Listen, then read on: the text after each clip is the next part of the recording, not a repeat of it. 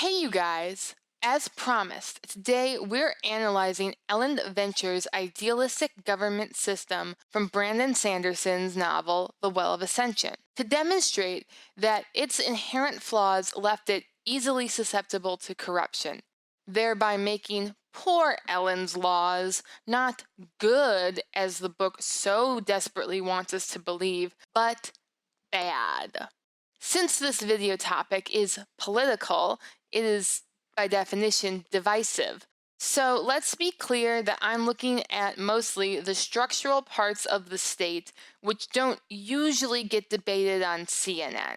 Also, calling Ellen's laws bad does not make Sanderson's world building unbelievable.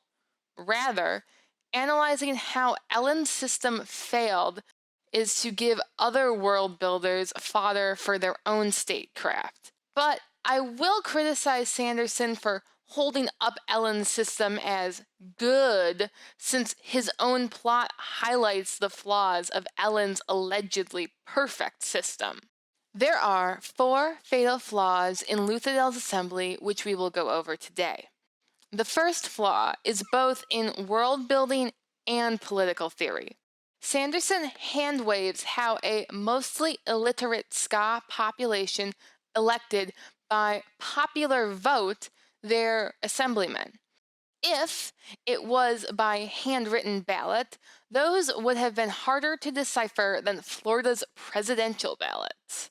Assuming that the Ska were able to cast their vote for a representative of their choice, it would still not guarantee that the assemblymen would constitute men chosen by the mandate of the people. The Luthadel Assembly divides its seats into 3 estates, because that worked so well for France: nobles, Ska merchants, and Ska peasants. It seems most logical that each class voted for their own group of representatives, where the top 7 or 8 accordingly were chosen. Although logical, this creates a drastic voting power inequality that leaves most Ska comparatively disenfranchised. Let's imagine that the assembly holds all the ruling power of Luthadel in a huge pizza, and each class gets about a 1/3 slice of that pie. This third is then divided by the members of that class in equal shares. The problem is that these classes are nowhere near the same size. Nobles, accounting for their traditionally small numbers and their flight from Luthadel, make up at most 1/8 of the city's populace, while the merchant class was undefined under the Lord Ruler, so there's no obligator enforced count. It can only make up about 3/8 of the city's populace, given the large number of factory workers, leaving the other half as Ska. This means that the average Ska's slice of power is smaller than the average merchant's and much, much smaller than the average noble's. This is assuming that the merchants played fair when they created their class. Since Luthadel's merchants were led by people like Philon, it is safe to say that they gerrymandered their class by casting out some disagreeable merchants into the Ska category. So, for round numbers, Luthadel's populace would be most likely 1/8 noble, 1/4 merchant, and 5/8 Ska. This dilutes the average Ska's voting power further to almost 6 Ska, equaling a single nobleman's vote, and 2.5 Ska, equaling a merchant's. Now we see the violence inherent in the system. Shut up! Oh, come and see the violence inherent in the system! Help! Help! I'm being repressed! The power disparity is rampantly apparent within Elend's council, as the assemblymen remain detached from the concerns of the average Ska and more concerned with their own personal interest. Elend and Sanderson can shake their fingers at merchants like Philon, who are only in it for themselves, but before Elend can complain that the Ska don't have equal wealth or opportunities, He should have tried to equalize what was in his control, their voting power. The second problem is that the assembly is too big.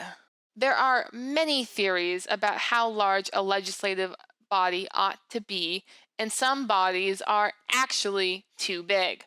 Chicago, for example, has a population of 2.5 million and a city council of 50.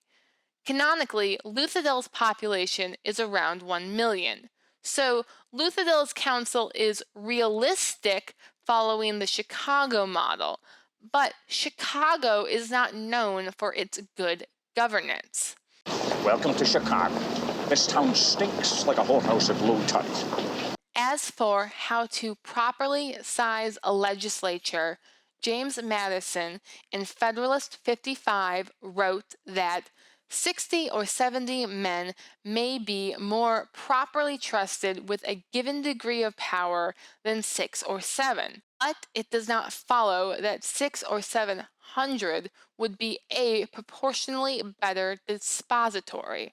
The number ought to be kept within a certain limit in order to avoid the confusion and intemperance of a multitude. Of course, he was talking about 60 or 70 men to govern a whole country, not just a city.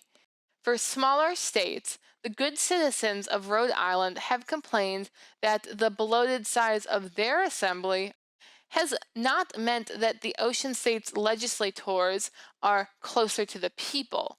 Rather, the effect has been to make Rhode Island legislatures too often the tribunals of small and remarkably selfish interest groups. Small and selfish interest groups? Sound familiar, Elend? Elend's representation system failed the people in theory and in practice. The next area of failure is his lack of due freaking process. This is where Elend screwed himself. He wrote a clause that allowed a king to be recalled, but no process for how that vote would be cast. Particularly, he received no notice that the vote of no confidence was even occurring. Meanwhile, the U.S. is all a flurry because the House is considering impeaching the president. Impeachment doesn't mean removal, it means that he is charged with high crimes and misdemeanors. Once he is charged, he may be tried in front of the Senate, where he is given a chance to present a defense. However, Luthadel does have a more parliamentary style, where the head of government is a member of the legislative body. A vote of no confidence against a prime minister may arise at any moment, and outside of political maneuvering, there is not much of a defense a prime minister can raise. But they always know that the vote is coming. What is truly baffling about Elend's system is that it requires 3 days' notice to elect a new king, but 0 days' notice to depose a current monarch. 0 days' notice for a small group of men to remove their nation's leader and create a power vacuum that will last for about a month at best. That is not a smooth transition of power. That's a coup. Elend legitimized a coup-style power transition because his law, lastly, underestimated the importance of the executive. Many a king on a first-class throne, if he wants to call his crown his own, must manage somehow to get through more dirty work than ever I do. It's difficult to compare Luthadel's governance to any modern or historical state. Medieval Florence and ancient Athens had purely assembly-based governments without kings, while the Roman Republic began as an assembly, but in times of crisis gave the power to one principal citizen. Although somewhat similar to Luthadel's assembly, these are quite different as their purpose was not ostensibly to achieve a post-Enlightenment understanding of freedom for all of its people. That is the goal of a modern state. But most modern states don't have kings. Those that do view the role as more ceremonial than a source of civil power. Although modern states don't have kings, they do often have executives, whose powers are largely derived from kings. As Blackstone wrote, the executive power of the English nation, being vested in a single person, is necessary to the freedom and peace of the state. That a rule should be laid down, uniform and universal and permanent, in order to mark out with precision who is that single person to whom are committed, in subservience to the law of the land, the care and protection of the community. Elend may have intended this style of government at one point, but he gives conflicting statements about how much power the assembly should have, saying at one point they are merely advisors, and another that they should be able to rule without him. In all his idealism, he basically gave the assembly a blank check and was surprised when it turned tyrannical, just as Blackstone warns us against. The secret to just government, according to Blackstone, is checks and balances. In the legislature, the people are a check upon the nobility, and the nobility a check upon the people, while the king is a check upon both, which preserves the executive power from encroachments. This power is again checked and kept within due bounds by the two houses through the privilege they have of inquiring into, impeaching, and punishing the conduct, not indeed of the king, which would destroy his constitutional independence, which is more beneficial to the public, but of his evil and pernicious counselors. In order to keep Luthadel in order, without resorting to tyranny, Elend's laws could have more clearly limited the assembly's powers and granted him explicitly kingly prerogatives, like reserving the right of surrender.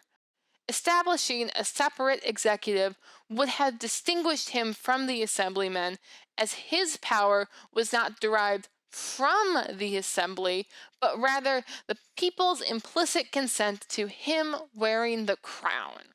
To sum up, Elend Venture's laws, although realistic for his story, were very bad at securing the common good. Therefore, it is not surprising that his system fell within 1 year. If you are building a government system, think about these facets and try to address them. Also, if you've built a government as flawed as Elend's, do yourself and your audience or subjects a favor and don't call it good as it comes crashing down around you. If you enjoyed this video, please like, share, and or subscribe to see more. Thank you, your patronage is greatly appreciated.